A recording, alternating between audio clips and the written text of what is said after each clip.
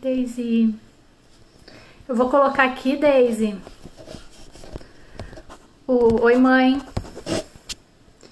Eu vou colocar aqui, Daisy, o título da nossa conversa.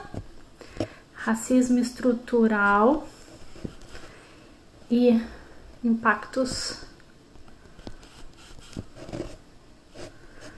no bem-estar. Racismo estrutural e impactos no bem-estar. Vou colocar aqui, vou fixar para que quem vai entrando. Cris, bem-vinda. Thaís, olá. Bom te ter aqui novamente. Para que quem vai entrando saiba que o nosso tema de hoje é esse. Como estão todos por aí? De domingos. 21 horas Brasil, 5 da tarde aqui em Los Angeles, como já tem sido costume aos domingos. Tenho vindo sempre semanalmente com temas diversos relacionados a bem-estar e saúde. E essa semana convidei para a conversa dessa semana a querida amiga Daisy. Olá, Léo, bem-vindo. Trazer essa temática. Antes de eu chamar a Daisy e apresentar ela também, antes da gente de eu incluí-la aqui na nossa conversa, deixa eu dizer para vocês também enfim, as razões de trazer esse tema. Acho que elas estão bem claras e postas aí nessas últimas semanas, que tem se falado muito, que tem se debatido muito assuntos relacionados, né? O assunto relacionado à questão do racismo, aos movimentos antirracistas, que começaram muito forte aqui nos Estados Unidos em decorrência do assassinato, né? Daquele rapaz. E especialmente eu fiquei, obviamente esse assunto toca muito e vem se debatendo bastante, e eu fiquei refletindo que eu tô buscando na rede, aqui no meu Instagram, criar um espaço, e tenho trazido assuntos e tenho trazido reflexões no que diz respeito à questão da promoção do bem-estar e saúde mental. E um dos primeiros vídeos que eu fiz, quando eu declarei que eu ia começar a falar sobre isso, eu trouxe que uma das principais questões também de promoção de saúde e bem-estar e saúde mental diz respeito a políticas públicas, né? E movimentos sociais no geral. E o racismo é uma coisa muito enraizada na nossa sociedade, e ele é realmente uma coisa muito tóxica que se faz presente. Não é um tema novo, né? Não é de agora que a gente vem discutindo, e acho que nem vai ser de agora que vai se findar essa discussão. Mas acho fundamental que, quando a gente fala de promoção de bem-estar e saúde, que a gente traga isso à tona, porque ele é nocivo, sim, né? Especialmente para a população negra, que é afetada com tudo isso e com todo esse racismo estrutural que existe na nossa sociedade mundial e brasileira, né? E a Daisy a gente vai conversar bastante sobre isso. Eu fiquei me questionando muito a respeito, e até comentei no meu post essa questão do lugar de fala, né, da gente, de como eu, na minha posição, na posição que eu ocupo, branca, de sociedade, como eu me colocar também nessa questão de debater o racismo. Mas acho que então é aí que se faz realmente fundamental, né? É a gente trazer e se colocar como principal, inclusive, parte gerador desse problema, né? Ainda que não eu individualmente, Lúcia, né? Mas dessa estrutura da qual eu estou inserida, da qual eu faço parte de um grupo privilegiado, da qual indiretamente a gente contribui com algumas ações, com algumas atitudes que muitas vezes fogem, talvez até da nossa consciência, mas que estão ali tão enraizadas, tão banalizadas até de uma forma cruel, mas banalizadas na nossa estrutura social, e que a gente deixa de questionar e que a gente para de se dar conta, porque também a gente deixa, porque esse sofrimento não está direcionado a nós. Mas quando a gente se coloca como protagonista e um agente também de mudança, esse lugar de fala também passa a nos pertencer, e a gente ocupa um lugar realmente de responsável também pela essa mudança, porque essa mudança ela não se dá somente de um lado. Eu acho que é quando ambos os lados, ou todos os lados, ou toda a humanidade se conscientiza e assume essa responsabilidade para então fazer e promover a mudança. Então, convidei a Daisy para vir aqui conversar comigo, para a gente dialogar um pouco sobre isso. E a Daisy tem uma formação lindíssima, tem um histórico gigantesco. Eu vou apresentar a Daisy antes de chamar, para que vocês também possam conhecê-la, e ela vai se apresentar, obviamente, melhor também. Mas a Daisy, ela é especialista em comunicação assertiva, falada, escrita, gramática e corporal, facilitadora de comunicação não verbal, mentora de transformação de conflitos, estudos de paz e data storytelling. Ela é pós-graduada em governança de TI, ela tem docência de ensino superior e gestão e tutorial de EAD. Ela tem certificações mil de Scrum Master, olha a minha letra aqui, de análise comportamental e conflitos, profissional team leading, profissional de agile coach. Então a Daisy tem aí 15 anos de experiência e atuação profissional e muita experiência de vida também para compartilhar com a gente. Deisoca, vou te chamar aqui. Opa! A Daisy caiu. Ela tinha entrado. Vamos ver se ela volta. Ver se ela tá apta para voltar. Agora que eu fui chamar a Daisy aqui, que eu vi que ela não está. Então eu vou dar um tempo para ver se ela tinha sido a primeira ali a entrar. Pode ter acontecido algum problema na rede dela. E ela não entrou. Pessoal, deixa eu aproveitar vocês que estão por aqui. Eu não sabia, e aí agora eu aprendi. Lá na tela, no cantinho direito da tela de vocês, tem um coraçãozinho. Então, se vocês clicarem ali no coração, assim o Instagram também entende que o tema é pertinente, que a live é interessante, e aí ele começa a avisar as pessoas a entrar. Então, se vocês puderem clicar ali no coraçãozinho, e aí isso também me ajuda a divulgar, para que as pessoas possam entrar e serem avisadas de que a live já está no ar, enfim, de que está acontecendo. É super importante. Ó, a Daisy voltou, deve ter caído aí para ela o sinal, então agora vamos ver se eu consigo para conexão. Vamos ver aqui, tá esperando o sinal dela. Daisy! Boa noite, pessoal. Boa noite, amiga. Tudo bem? Ótimo! Como é que vocês estão? Por aqui tudo bem, e contigo aí? Também, tudo ótimo. O Valente já tá dormindo, tudo tranquilo. Agora tá tranquilo. Tô tranquila. Eu não comentei, mas a Daisy tem o Valentim, que tá com 4 já, né? O Vale já fez 4. Fez 4. Pouca diferença aí do Caio também. Sim. Eu vi que tu tinha entrado, mas depois saiu de deve algum problema aí. Bem na hora que caiu a minha conexão, daí eu vou entrar rapidinho no celular, porque é mais fácil. Estamos em casa. Queria te agradecer, antes de mais nada, a tua disponibilidade, da gente, enfim, se reunir aqui comigo, com a gente, para a gente debater esse tema, para a gente conversar sobre o racismo. Acho que é um assunto que está muito em pauta em função dos acontecimentos e de todas as repercussões de manifestações, me faltou a palavra, de manifestações que ocorreram aqui, e que ela, enfim, né, que isso repercutiu também, acho que aumentou, acho que deu um pouco mais de voz nessa discussão também aí no Brasil, né? Não é um assunto novo, né?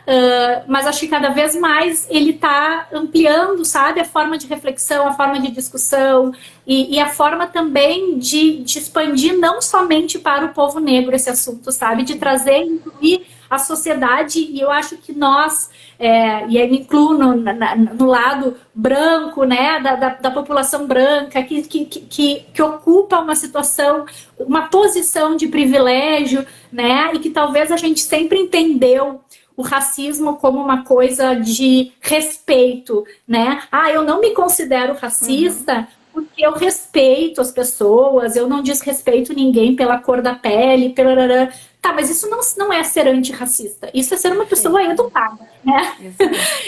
É bem Assim, tipo, é o mínimo que a gente espera numa relação social, é que tu respeite as outras pessoas, que tu não ofenda as pessoas, independente de cor. Isso não te torna uma pessoa antirracista, né? Eu acho que a gente aumentar essa consciência e entender que, na verdade, as nossas atitudes racistas, mesmo que a gente não tenha desejo ou consciência disso, elas estão presentes. Elas estão presentes porque existe uma estrutura social, né, que nos leva realmente como uma maré. E às vezes a gente tem que parar e se questionar. E como eu estava falando antes, eu não sei se tu conseguiu pegar, não sei se foi bem na hora que tu caiu, mas acho que essa consciência, essa coisa do lugar de fala, sabe? Que é uma expressão que se usa muito, assim, que a gente, acho que quando a gente fala em racismo, o lugar de fala é o do negro. Quando a gente fala de sexualidade, o lugar de fala é do grupo LGBTI. Quando a gente fala de feminismo, o lugar de fala é da mulher. Eu acho que essa coisa acaba segmentando ainda mais, sabe? Eu acho que todos nós temos um lugar de fala nessa temática e a gente tem perspectivas diferentes, né? E eu acho que a gente tem responsabilidades diferentes. Se a nossa atitude em comum é promover o antirracismo, né? A gente tem responsabilidades diferentes. A minha responsabilidade não é igual à tua, porque a gente ocupa realmente situações, posições diferentes nesse processo. Mas somos corresponsáveis por ele. Eu também tenho que assumir e ter o meu lugar de fala, no sentido de, primeiro, acho que reconhecer, né, os nossos pontos de racismo que estão enraizados na gente, na nossa educação, na nossa cultura, e que às vezes a gente tem que se reeducar nesse processo. Eu acho que reconhecer isso é fundamental, né, discutir isso e trazer para esse grupo para a gente ampliar, porque eu acho que a maioria das pessoas ainda se coloca muito na posição do eu não sou racista porque eu respeito. E eu acho que não é esse o ponto. Então, trouxe um pouco disso, assim, que eu acho que foi o que motivou. E aí eu te agradeço de tu ter tido a disponibilidade e foste super aberta, né? E atendeu prontamente. E disse, com certeza, Lúcia, vamos lá. E pra gente discutir, que eu tenho certeza que a gente vai aprender muito aqui contigo. E eu queria começar, eu te apresentei aqui, eu fiz uma apresentação formal tua, né? Mas eu quero que tu te apresente, né, Deise? Eu quero que tu nos diga quem tu é, qual é a tua história, porque eu sei que a tua história também vai nos dizer muito de quem tu é e de tudo isso que tu conquistou também na tua vida. Tá ótimo, então, pessoal. Então, primeiramente, agradecer a presença de todos, né? Celebro muito a oportunidade de estar nesse encontro e trazendo um pouquinho quem é a Deise. A Deise tem 39 anos, a Deise é casada, mãe do Valentim, a Deise é filha de pais negros, nordestinos, né? Então, para vocês terem uma dimensão disso, a minha mãe ela morreu sendo analfabeta funcional e meu pai sempre trabalhou em serviços informais, né? Porque era a condição que eles tinham de se posicionar, né? De nos trazer um pouco de condição de vida, de estudos, por conta que eles não tinham oportunidade de ter estudado, né? Então, hoje, profissionalmente, eu atuo na Unicred do Brasil, eu estou num desafio de agilista, apoiando essa organização da transformação ágil. Ali um pouco do meu currículo a Lúcia até trouxe, então faço trabalhos de palestrantes, estou atuando numa frente muito forte com comunicação não violenta, nos contextos de trabalho, nos contextos familiares, educacionais. E da tua fala ali, Lúcia, me marcou muito a questão que o lugar de fala do racismo é de todos nós. E isso desconstrói um pouco a questão como se isso fosse uma luta, né, só nossa, tipo uma luta da raça negra, mas ela inclui todas as pessoas, porque eu entendo que esse cuidado é um cuidado de humanidade compartilhada, né?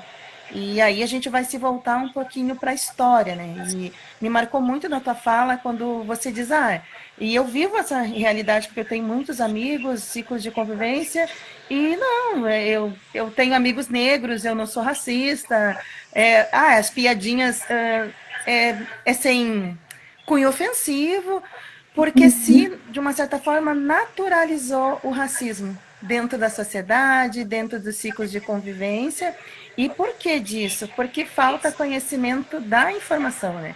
Falta conhecimento, assim, do legado, de tudo que isso reflete nos dias de hoje. Porque quando a gente vê, eu escuto muito falando de racismo e evito muito entrar nesses debates, porque o nível de conhecimento ele é muito raso das pessoas.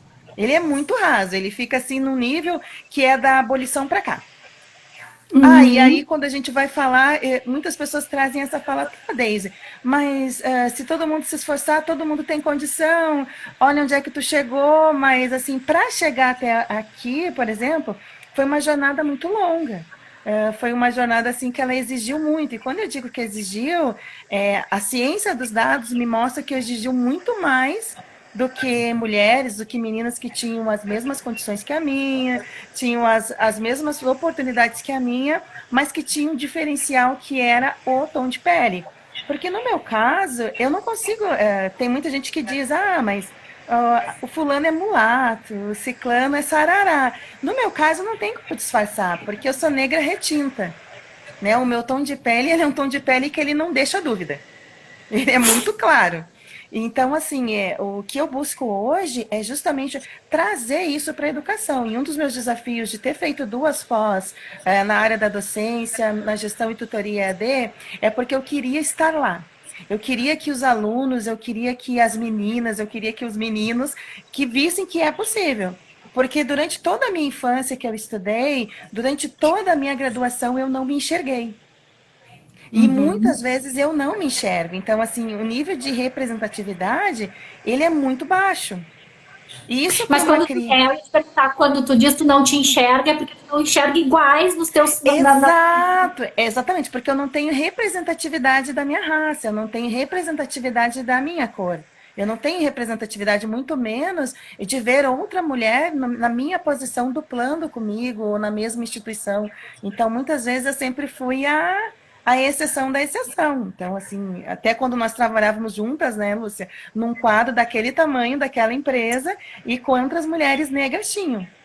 Então, assim, pouquíssimas. Então, assim, hoje o meu trabalho... Em Porto Alegre, me corrija se eu estiver errada, mas em Porto Alegre acho que tu era a única.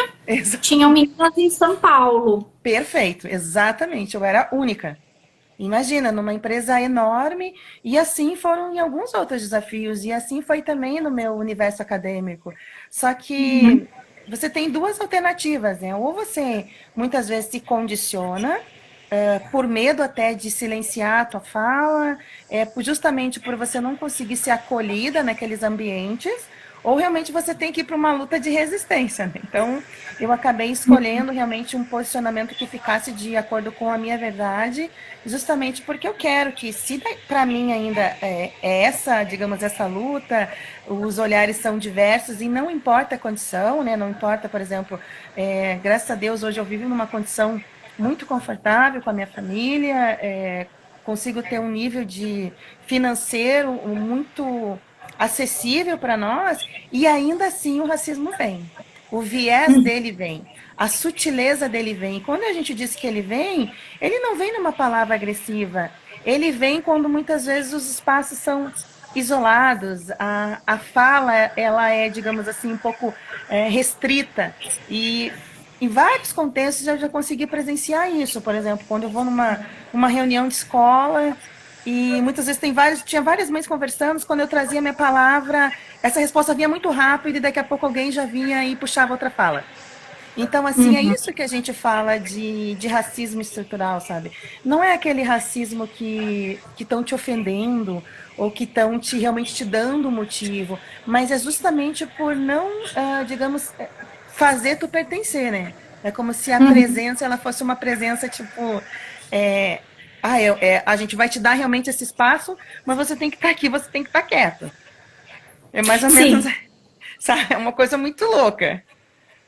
E, na verdade, entrando já nessa questão do racismo estrutural, tu vê, né? Um país onde a maioria é negra, porque, por exemplo, e traçando um paralelo, porque a gente começa muito a falar dessas coisas que estão acontecendo aqui e no Brasil, aqui nos Estados Unidos, para quem não sabe, né? Que é onde eu estou, eventualmente está nos acompanhando aí, que não me conhece. E aí no Brasil, às vezes as pessoas querem traçar um paralelo, mas são 2 realidades, duas culturas, 2 histórias muito diferentes, e a forma como se constitui socialmente também o racismo existe nas 2, mas tem uma estrutura também diferente. Né? Aqui, a maioria da população não é negra. No Brasil, a maioria da população é negra. Né? A população negra representa mais de 50%, 54%, 55% da população brasileira.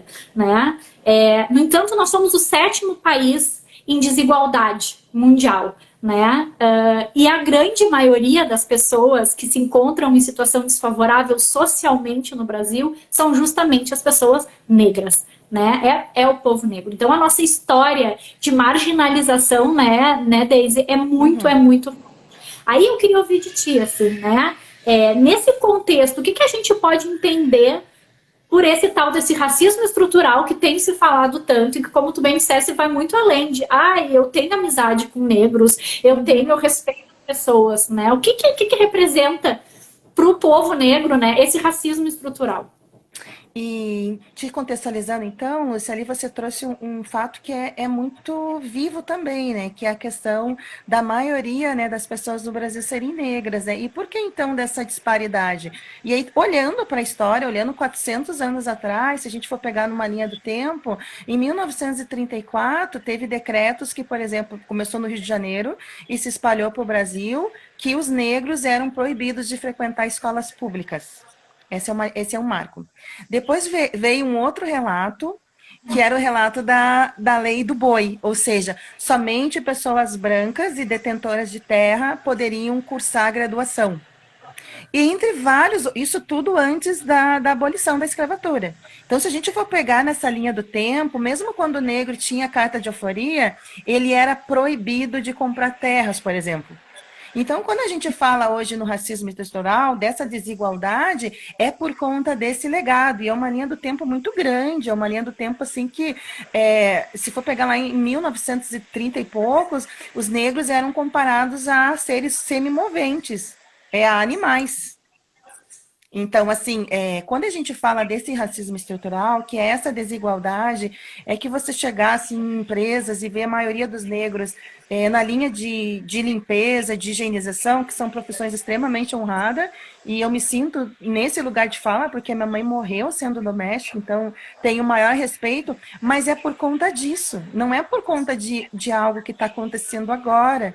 Então, na minha visão, para a gente mudar isso, para isso começar a melhorar e realmente ter uma transformação que realmente consiga trazer a sociedade de forma equalizada a nível de pessoas, de pertencimento, tem que começar lá nas bases educacionais. Então, o racismo estrutural que eu digo é justamente isso, é você... hoje, dentro de profissões de ascensão, ainda nós somos as minorias, ainda nós somos minorizados. Enquanto isso não mudar, a gente não tem diversidade, a gente não tem, digamos, equidade. Então, essas pirâmides que começam lá nas políticas, né? O nível de influências de negros são poucos, o nível de influências de negros em cargos de liderança, em cargo de gestão. E aí eu estou falando de forma sistêmica, eu estou falando de forma global. Ainda Até assim é uma... Daisy. Exato, então ainda assim é uma minoria, então... Política pública, né? Tem que ter Exato, tem representatividade que ter também. representatividade, porque assim, ó, eu teria muito mais condições de falar com propriedade, de dizer o que está vivo, de dizer o que doeu, de dizer da nossa história, do que alguém representando a minha fala, por exemplo. Assim como a tua profissão de psicóloga, tu tem muito mais para a propriedade de nos representar do que eu representar a tua fala. E hoje na sociedade é o inverso. Você vê muitos eventos, muitas ações de movimento que é para de antirracismo, de diversidade, mas você não tem negros lá. Então, isso gera um falso positivo. Então, é como se a gente estivesse gerando um movimento para isso ter uma transformação, mas no fundo ainda eu não estou saindo do lugar. Então, eu penso que para isso melhorar esse racismo estrutural, você tem que ter pessoas competentes, e aí a gente desconstrói a etnia, porque daí eu tenho muito cuidado, porque daí algumas pessoas, Deise, mas tipo, é só estudar, tipo, as condições são as mesmas. Não são. E aí eu faço um convite para todo mundo olhar para a história, olhar, sabe, para Djamala, olhar para David Zolli, olhar para vários autores e autoras, inclusive da área educacional. Você pega livros educacionais de história, assim, a fala de racismo se resume à abolição, se resume ali ao mês de maio, se resume ao Dia da Consciência Negra, e isso tem que ser como um organismo vivo, entende? Você tem que inibir o racismo, você tem que educar as pessoas como se todas as pessoas tivesse seu lugar de respeito, tivesse seu lugar de fala, desconstruindo a pele. Porque enquanto eu olhar diferente, não vai ter mudança. Não vai ter mudança, entende? Então, hoje, assim, depois de muitos anos, que eu comecei a me aprofundar nesses assuntos, até justamente para conseguir debater, porque vem muito isso, mas o negro é mais racista do que o negro, mas que não é bem assim, e cotas, então, é um debate, assim, polêmico, que acabou me afetando, assim, muito, sendo que eu fiz toda uma graduação, 3 pós-graduação, e eu não usei cotas, mas eu defendo as pessoas que precisam por conta dessa herança, por conta desse legado que criou uma disparidade muito grande. São 400 anos de disparidade, entende? E isso a gente não vai conseguir mudar da noite para o dia, entende? Isso requer uma política pública, uma mudança de consciência muito profunda. E, ao meu ver, quando a gente fala desse racismo estrutural, ele tem ainda esse viés. Porque em todos os lugares que eu trabalhei, eu sempre tinha aquele sentimento que alguma coisa estava diferente. Porque eu olhava andares, olhava corredores e assim, era um que outro negro. Era um que outro negro. Então, ele tá ali, entende? Ele tá sutil. Ele tá muito sutil, entende? É como se fosse uma mão de obra ainda não vista com bons olhos para determinados cargos. E aí ela é muito vista com bons olhos para a parte braçal. Eu acho que esse discurso que a gente tem muito no Brasil, assim, por ter uma maioria populacional negra e incrível que pareça algumas pessoas dizerem assim, não, mas o Brasil é um país tão misto, misogênico, e a gente não tem isso, a questão nossa é social, eu acho que isso também é uma hipocrisia, mas que vai nos limitando e vai limitando também essa nossa capacidade crítica de reconhecer que, na verdade, a gente praticamente vive num apartheid social no Brasil, mascarado. É uma segregação. Porque assim, Deise, eu vou te confessar que, e refletindo também agora para o nosso encontro de hoje, eu fui me dar conta, assim, né, sobre essa perspectiva de que eu fui ter na minha graduação, assim, ao longo da minha formação, não graduação, mas na minha formação de educação. Eu venho de pais, uma mãe professora, que foi professora de escola pública, meu pai funcionário público, ou seja, uma classe média brasileira, estudei em escola particular, mas uma escola particular de classe média. Eu quero dizer com isso que não é nada assim, ai meu Deus, inacessível. Sim. E eu estudei a vida inteira nessa escola sem ter colegas negros. Então, assim, tá? Depois eu entrei para uma faculdade particular, no curso de psicologia, como tu já mencionasse, e eu me formei numa graduação sem nunca ter tido um colega negro na minha turma. E eu fiz 2 pós-graduações. Eu fui ter o meu primeiro colega, uma menina negra na minha turma de mestrado. Se isso não nos diz uma separação, uma segregação, se a gente não consegue enxergar isso no nosso, sabe, no nosso entorno, é porque a gente não está entendendo, então, o que é, né, o racismo estrutural. Exatamente. É limitar os acessos, né, e tu dizer, e como que tu, então, se é uma maioria, não poderia haver essa distinção. A maioria tem que se fazer presente em todos os níveis. Né? Não numa distinção tão visível de raça, de condição social, talvez, mas que isso não esteja conectado à questão racial, como hoje, de fato, no Brasil é. Né? E, Lúcia, essa tua fala, assim, ela faz um paralelo com muitas vivências que eu tive, que foi justamente isso, e isso acaba exigindo demais, entende? Porque você está num contexto que, ao mesmo tempo, você fica constrangido, porque tu não tem ninguém ali que te represente, tu não tem ninguém ali que diga, olha, é natural, aqui está qualquer pessoa. Não, é justamente isso. E você ficou num lugar que você não enxergou ninguém. E eu fiquei no lugar sendo esse alguém. que era só eu. Então, assim, foi muito difícil. Foi muito difícil porque vai fazer quase 18 anos que eu trabalho com tecnologia. Então, assim, mudou muito de hoje para cá. De hoje para cá, hoje a gente está falando disso. Eu estou falando disso com você, eu falo com isso nas empresas. Quando eu estava fazendo processo seletivo, eu já perguntava, olha, tem diversidade nessa empresa? Como é que é isso para você? Hoje eu já me sinto empoderada. Mas há 15 anos atrás, que a tecnologia era igual um aquário, e eu estar lá era muito difícil, porque os horários eram um horário realmente quase que de expurgo. Olha, o que você está fazendo aqui? Então, em muitos casos, assim, eu cheguei a ouvir de colegas, mas tu sabe, né, TI é complexa. Porque se tinha muito aquela, você TI é complexa, TI, o que você está fazendo aqui? Olha, tu vai passar por um monte de dificuldade. E eu lembro que na época ali da Neogrid, quando teve certificações de arte, eu fui uma das primeiras aqui de Porto Alegre a ser uma mulher certificada intencionalmente, né? Em gestão de serviços. Então, aquilo ali para mim também foi me dando muita motivação de continuar, porque era muito mais fácil para a sociedade de uma família de 5 irmãos, né, pai nordestinos, negros, nós não termos sido bem-sucedidos do que ao contrário.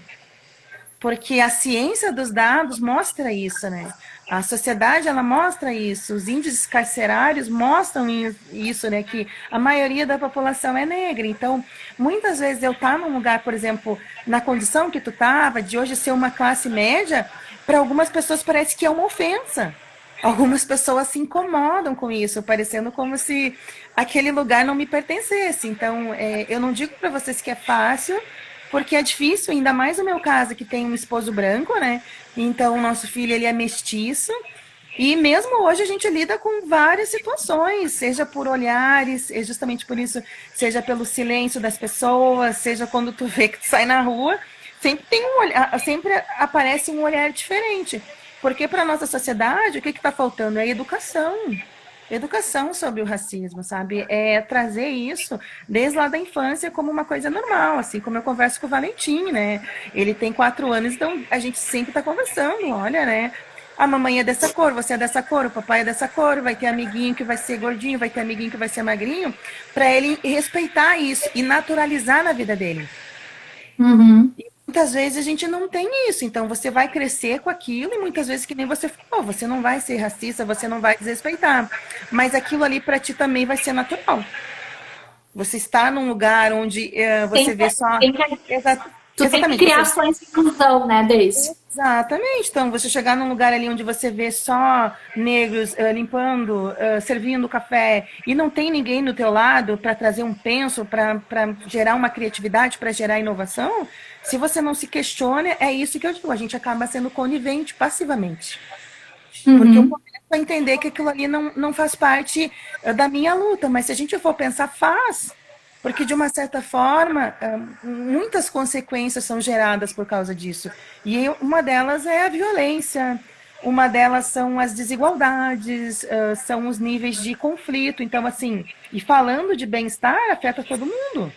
Afeta todo mundo. E a gente vai muito porque a CNV, ela nos leva, né, a humanidade compartilhada. Então, eu tenho que ter esse olhar de cuidado mútuo. Eu tenho que ter essa consciência do cuidado mútuo, porque indiretamente eu também vou ser afetado. E sabe, Deise, e falando aí que tu entrasse justamente nessa questão de bem-estar e promoção de bem-estar e saúde, e uma das coisas que tu trouxesse também na tua fala, essa coisa de dizer, eu tive, para estar muitas vezes naquela posição, para tu conseguir chegar lá, tu disse, eu tive muitas vezes que me bancar. Perfeito. Né? Esse se bancar exige uma energia emocional, né?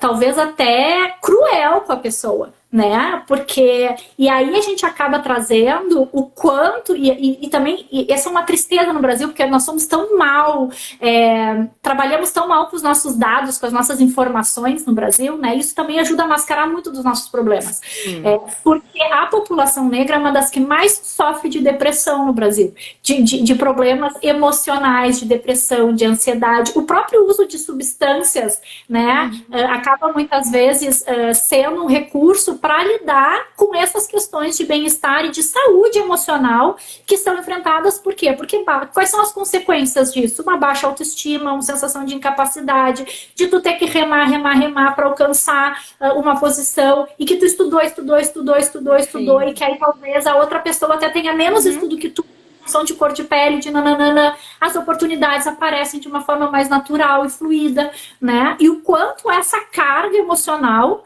né, vai se levando. E eu queria que tu trouxesse um pouco também, não só da sua experiência pessoal, mas, enfim, né, da tua família, das relações, enfim, que tu também vivenciou em função do racismo, né? Sim, Lúcia, e faz muito sentido, Lúcia, porque senão, assim, às vezes poderia ser só a fala da Daisy trazendo esse relato, mas eu tenho 4 irmãos, né, tenho mais 2 casais, né, 2 irmãs mulheres e 2 homens, né, tem um irmão meu que é advogado, tem minha outra irmã agora que ela é enfermeira, está se formando em assistentes sociais, e os outros 2 foram empreender, e na história de vida deles, todos eles em algum momento também passaram por isso. Também passaram. Então, assim, não é uma coisa que foi só minha, foi isolada. E em relação à saúde ocupacional, afeta muito. A questão, assim, realmente de tu não ter uma justificativa quando você vai e tem todos os requisitos e preenche todas as competências e aquela vaga não vem ou aquela oportunidade não vem, te gera uma sensação de impotência muito grande. Então, eu lembro que eu sempre tive uma paixão, né, de querer ser docente também. Então, assim, quando eu terminei a pós-graduação, eu lembro que eu comecei eu me disponibilizava a fazer aulas demonstrativas e a dar os treinamentos, assim, de forma gratuita, para poder ser uma porta para apresentar meu trabalho. E foi aí que eu conheci o Senac, né? Eu fui docente do Senac, trabalhei com eles no projeto Senac Comunidade e também trabalhei no presídio feminino, né? Fazendo ali as oficinas com a carceragem feminina. E é ali que eu comecei a perceber e me enxergar assim, o quanto as redes de apoio foram assim importantes para mim, para que realmente, em alguns momentos de depressão, em algum momento de fragilidade, eu conseguisse realmente buscar, né, essa potência novamente, buscar essa energia novamente. Porque chegou em determinados momentos que eu até cogitei a mudar de profissão, por conta, assim, que parecia que eu ficava no mesmo lugar, eu não conseguia ascender. E aí, quando você tem todas as competências, e no meu caso eu sempre fui muito vaidosa, quem me conhece sabe em relação a estudo, em relação à busca do conhecimento, assim, e isso até um pouco do peso, porque os meus pais eram muito rígidos, e no caso deles, eles não tinham, assim, conhecimento. Então, de uma certa forma, para nos proteger, assim, de possibilidades de situações de racismo futuro, aquela fala deles vinha muito violenta. Ah, vocês têm que estudar porque vocês já são negros. Então, assim, tu imagina uma criança crescer ouvindo isso. Então, assim, isso vai, assim, criando, digamos assim, pontes de fantasma. Exatamente. Então, assim, vai criando uma casca. Então, assim, eu lembro que...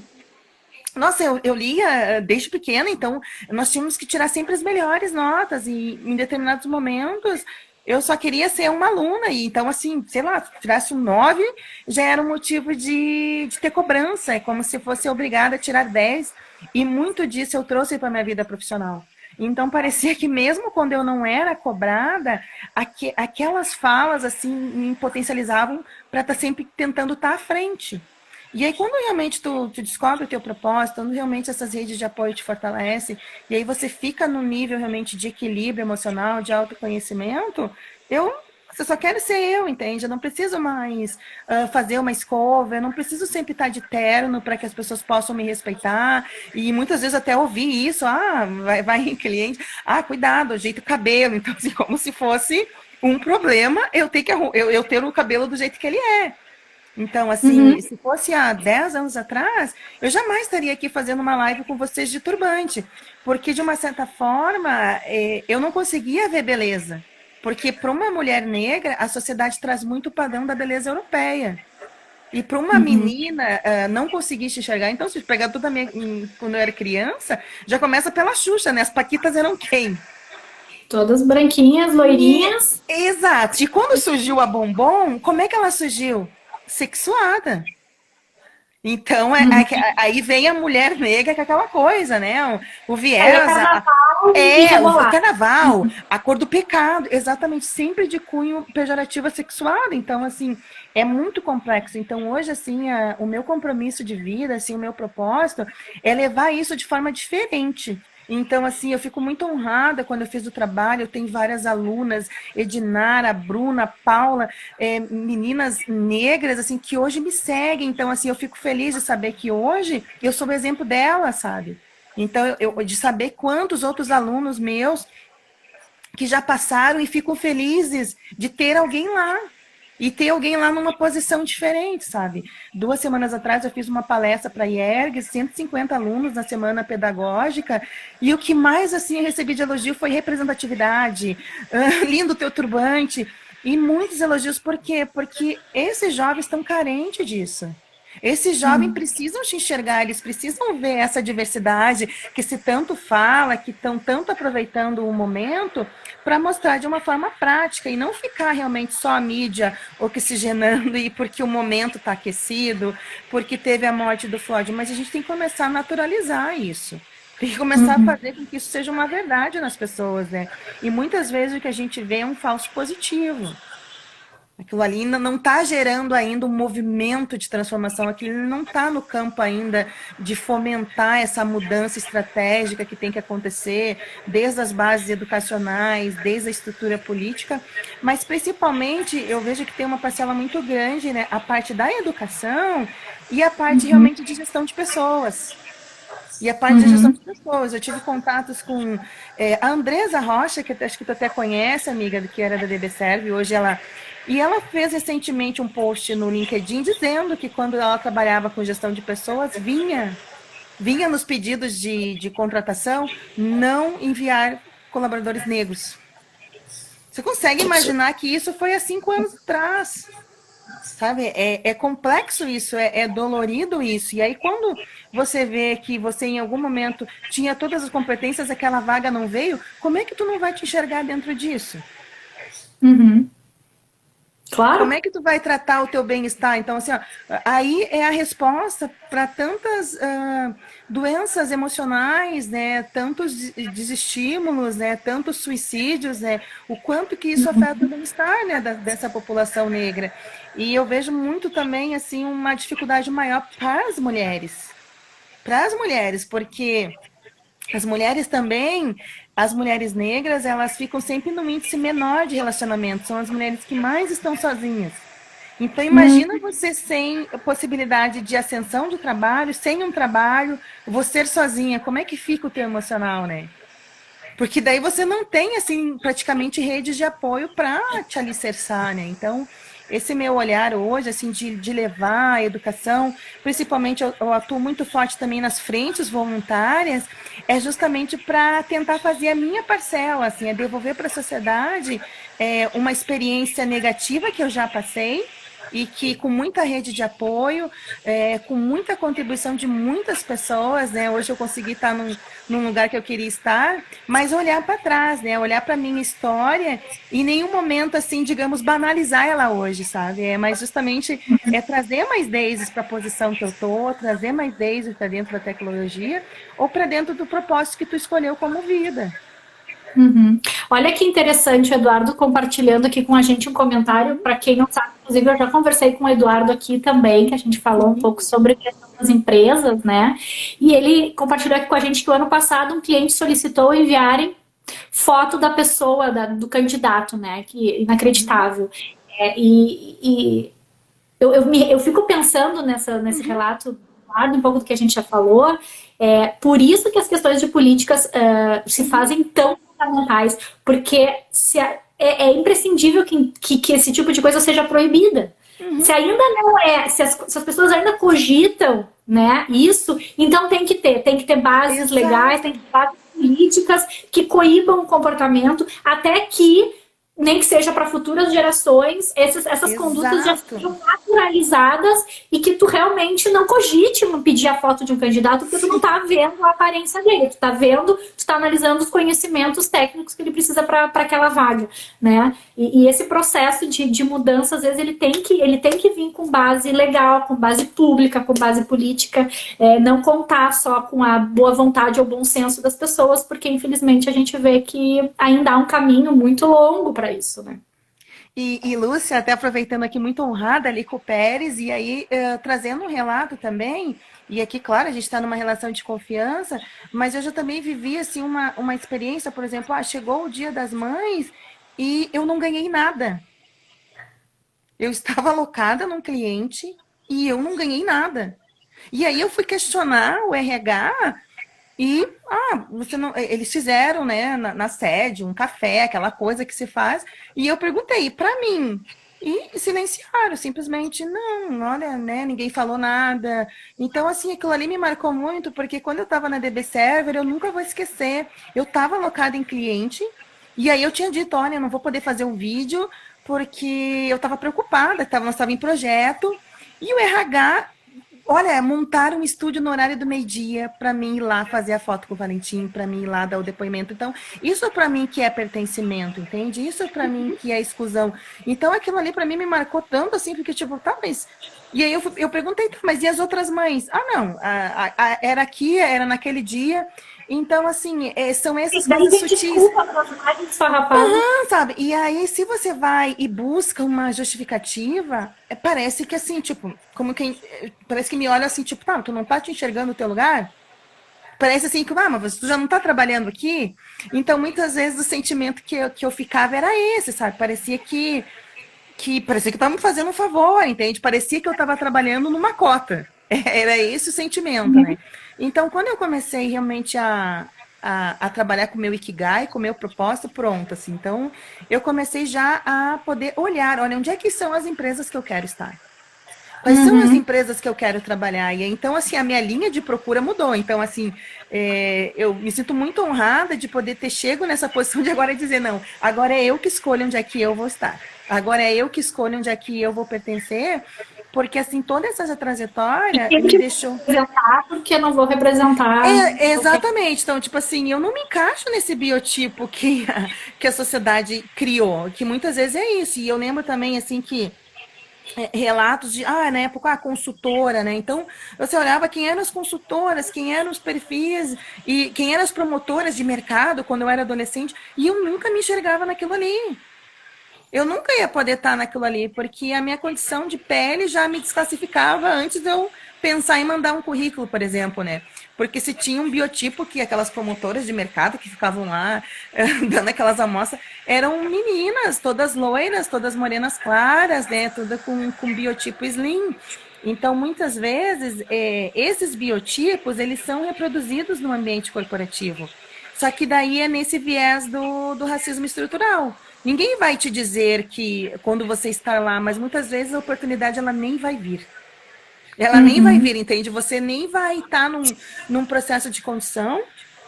E é muito dolorido isso, tipo, de muitas vezes você passar por isso, estar lá e não ter essa rede de apoio também. Porque não adianta dizer assim, tá, agora nós somos diversos, vamos contratar negros e você larga lá a pessoa lá.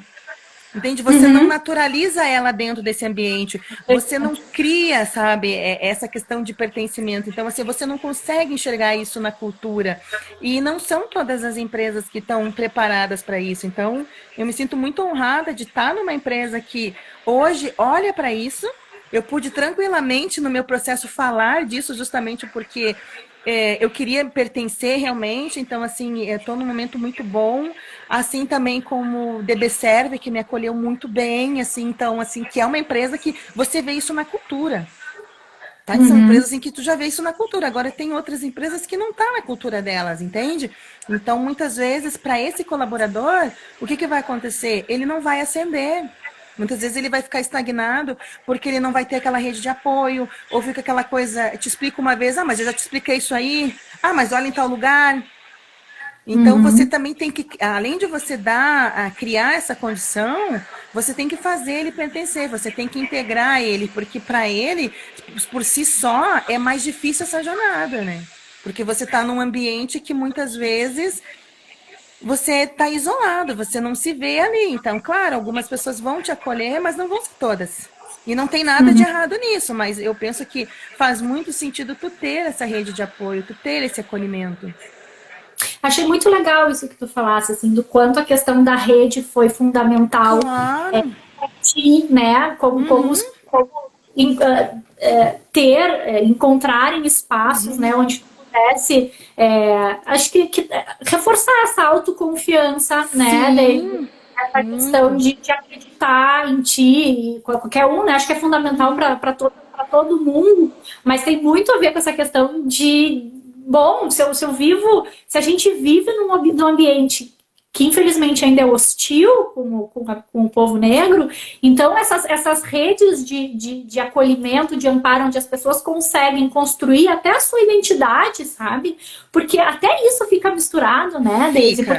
Fica muito. Tipo, é uma identidade, e como tu dissesse, é com a representatividade, daí eu não me enxergo, então quem eu sou tem que ser diferente do que eu sou, e uma sociedade onde, às vezes, aceitar as tuas características, né, tu tem que ficar te transformando, isso cria um problema de identidade, e legal que tu dissesse, assim, o quanto tu tá tendo a oportunidade de trabalhar nessa questão da educação, e tu vê hoje alunas jovens, né, que conseguem, e que te tem como uma figura de identidade, de identificação, até de referência, essa palavra, né? Referência, assim, poxa, é muito legal, enfim, né, com certeza é uma jornada, é uma caminhada que tu construiu na tua vida, na tua carreira, e que eu pude acompanhar um período, e a gente conviveu muito de perto, e eu sei o quanto tu é uma pessoa dotada de coração e de relações humanas, assim. Acho que isso é muito natural do teu comportamento também, assim, sabe? De tu gostar dessa coisa de lidar com pessoas, de estar envolvida. Então eu fico realmente muito feliz de saber que tu foi para um caminho de docência e que tu tá, enfim, né, explorando, acho que esse espaço que com certeza vai ter oportunidade de beneficiar aí centenas de alunos e contribuir, acho que super importante, e fico muito feliz de saber dessa tua trajetória. Ele compartilhou com a gente que não foi nada fácil. Acho que tu trouxe um ponto muito importante, que até era uma questão que eu ia te perguntar lá no início, e se eu estou tirando conclusões precipitadas, tu me corrige, mas acho que um legado super importante dos teus pais foi essa questão da educação, né? Acho que talvez, como tu dissesse, em alguns momentos talvez rígido, porque eles estavam numa geração também onde eles tinham, né, uma condição educacional inferior ou de menores condições, talvez também porque não lhes foi proporcionado acesso, né, porque eram outras condições, e acho que foi um legado super, super importante que te permitiu também, né, expandir e se colocar até numa nova posição, em novos núcleos, em novas redes, né? E levar isso, ser uma figura representativa também para outras pessoas, que eu acho que é fundamental, assim. Sabe que parece bobo, mas uma das coisas que me chamou bastante atenção quando a gente se mudou aqui para os Estados Unidos, e aqui na Califórnia a população negra é bem numerosa, me chamou muito a atenção os comerciais e as publicidades no geral. A representatividade negra é muito maior. E assim, tipo, tão é maior que foi uma coisa que me chamou a atenção, porque no Brasil é uma coisa que a gente está tão acostumado aqui, volta e meia, tem um ali, tem um aqui, e aí quando a coisa é intensa e é de igual para igual, e às vezes até mais, e tu diz assim, não, só um pouquinho, salta aos olhos a diferença, até que uma hora, bom, já tô aqui há 3 anos, e aí tu começa a naturalizar, para tu ver como na nossa cabeça, né, esse estado de igualdade está tão confortável, né, que a gente não se questiona, porque a gente acha que você foi, tá ali, né, assim está posto, né, e não, assim como toda a vida te saltou aos olhos a falta, por outro lado, talvez nunca nem tinha sido notado isso, né? Para quem vive assim mais alienadamente, né? Porque se a pessoa tem um pouco de senso crítico, acho que começa a se questionar. Mas a gente tem que discutir isso também para provocar esses questionamentos, né? Senão as pessoas naturalizam demais as coisas. E, Lúcia, tu falaste assim, um ponto assim, muito importante, assim, porque para o meu pai, assim, hoje ele tem o Ronaldo, que somos formados, e a minha irmã está se formando esse ano. Então, eu lembro, assim, quando eu me formei, assim, ele estava, assim, muito, assim, até sem reação. Porque ele me diz assim, filha, assim, olha, por conta do que a gente conseguiu dar para vocês, assim, eu nunca imaginei que vocês iam tão longe. Então, assim, para mim me marcou muito, porque hoje, graças a Deus, eu tenho condição de ajudar ele, eu tenho condição de propiciar para ele um cuidado para a saúde dele, que ele já tem uma idade um pouquinho mais, né? Mas, assim, eu vi nele, assim, um brilho, assim, um orgulho. Então, assim, você ter isso, assim, então, até para minha família, porque como meus parentes são tudo de Itabuna, então, para eles, eu lembro que eles não entendiam por que eu estava fazendo faculdade. Tá, mas por que é isso? Porque era comum, assim, na minha família, as mulheres casarem e ter filho, exato. Então, assim, e outra, né, porque eu, nega, queria estar numa faculdade. Então, assim, eu ouvia muito, assim, de algumas primas também. Por que que tu não quer trabalhar em loja? Ai, por que que tu não quer? Mas por quê? Porque não era comum.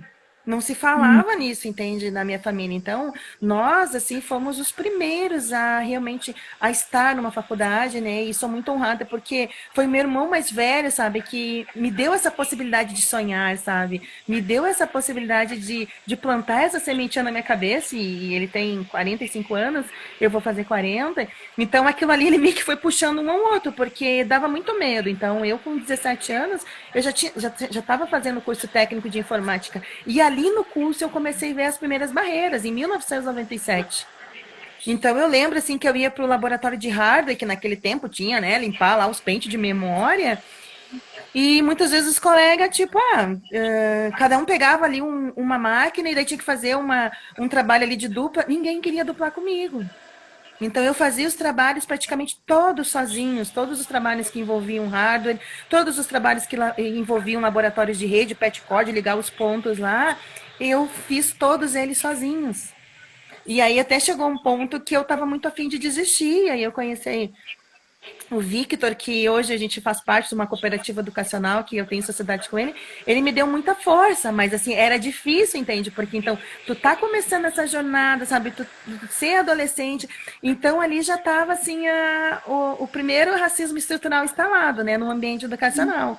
E aí depois, na época, eu comecei a trabalhar com suporte de provedor, né, naquele tempo era a linha de escada. E eu lembro, assim, que todo mundo tinha o horário de intervalo, era 15 minutos, naquele tempo era muito micro gerenciamento, e eu não podia fazer os 15 minutos. Eu lembro que eu ia lá para essa linha e daqui a pouco vinha lá a gente chamava CO, né, a centrais de operação, vinha lá um monitor e ficava o tempo todo, tipo, tu pode voltar um pouquinho antes? Então era um assédio muito escancarado. E aí depois eu comecei a trabalhar, veio os cabos híbridos com fibra ótica, quando começou a chegar a DSL, e aí começou a vir aquelas operadoras. E a mesma coisa, assim, eu lembro, e nunca vou esquecer, eu cheguei no CO e primeiro, né, me deram um uniforme, que era, acho que eram uns 3 números menor do que o meu número. E aí quando eu cheguei lá para dizer, olha, isso aqui não vai servir, ela disse, olha, esse teu tamanho nenhum vai servir. A gente só tem esse aqui. Então, assim, eu tive que fazer um remendo naquela roupa para poder ir trabalhar. E aí eu lembro depois que tinha passado uma semana, a gerente do céu falou bem assim, que gente feia que eu contratei. E eu era a única pessoa que tinha entrado. E tá o Bruno Saturno, que trabalhou com nós, que estava lá e presenciou isso, porque ele que inclusive me indicou. Então, assim, era tão normal, era um estilo realmente. Tanto é que ela acabou quebrando por ações judiciais, mas era um nível assim, de pressão psicológica, de assédio, de racismo, absurdo, absurdo, absurdo. Então, assim, eram coisas assim que eu não via acontecer com outras colegas, sabe? E para mim é muito importante trazer isso, porque hoje eu tô onde eu quero estar, mas assim, ó, imagina quantos ainda estão passando por isso. Então eu trago justamente essa reflexão, essa consciência que também não basta fazer pertencer, você tem que dar essa naturalização, você tem que acompanhar, entende? Você tem que ter um cuidado maior com esse colaborador para que ele se sinta integrado, porque senão é a mesma coisa que aconteceu com a abolição, tipo, acabou a escravatura e pronto, vocês se virem.